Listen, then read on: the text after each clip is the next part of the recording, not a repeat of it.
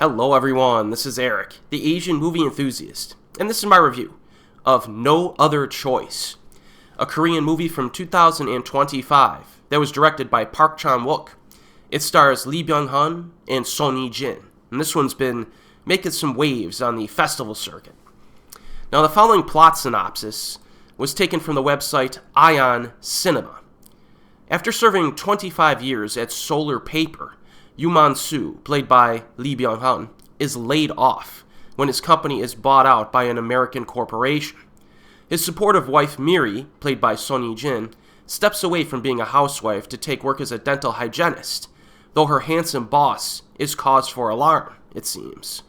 Having made a significant salary as a manager, their life of luxury is soon compromised when Man-soo cannot find work after his severance pay expires. Their tightened belts can only salvage so much, and when they can no longer pay the mortgage, and it would seem they'll have to move, this is a breaking point for Man-soo. Faking an advertisement for a new paper company planning to enter the Korean market, this man collects resumes from local colleagues who might beat him in an interview, and then he sets out to murder them. Yeah, so it gets pretty extreme, you know? Now, I'm happy to say that one of the best aspects of No Other Choice is, in fact, the script writing. And this film is based off of a 1997 novel called The Axe, which was written by an American fiction writer named Donald E. Westlake. But based on the credits, it would appear that Park Chan-wook himself was key in adapting the script to film. And this is very detailed and well-written stuff. You can tell they put a lot of effort into the writing in this.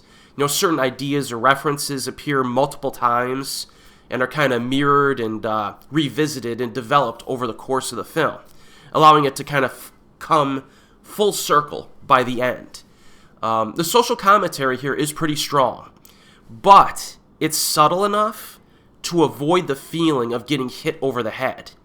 You know, the reason for this is that it uses a mix of dialogue and show but don't tell tactics to get its points across. And this is great because you do not have these characters making extended, pretentious monologues about the themes of the film. Therefore, it does successfully avoid becoming too preachy. And even some of Bong's movies have become too preachy at times, right? But Park safely avoided that flaw. A big positive for me. The story itself is interesting, has two main aspects. Number one, the protagonist's plan for getting his dream job. And number two, the family dynamics at home.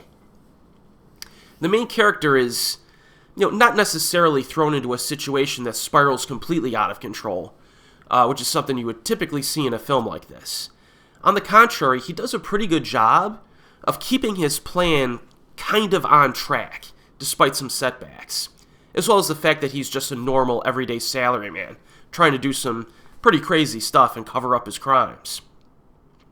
And you genuinely wonder if he's going to get away with these crimes, which means that the character interaction unfolds in some unexpected ways, and I wasn't entirely sure how it was going to end.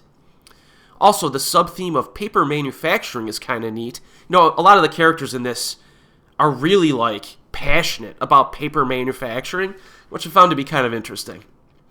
The writing is a complete package here. It's high quality, thought-provoking, and entertaining. Great performances by a pretty loaded cast. Byung-hun gives one of the best performances of his entire career, in my opinion. He's really good in this. It required a wide range of emotions, and he nails it. Ye-jin is great, too. And these two play off of each other in a deceptively wholesome manner, for most of the movie.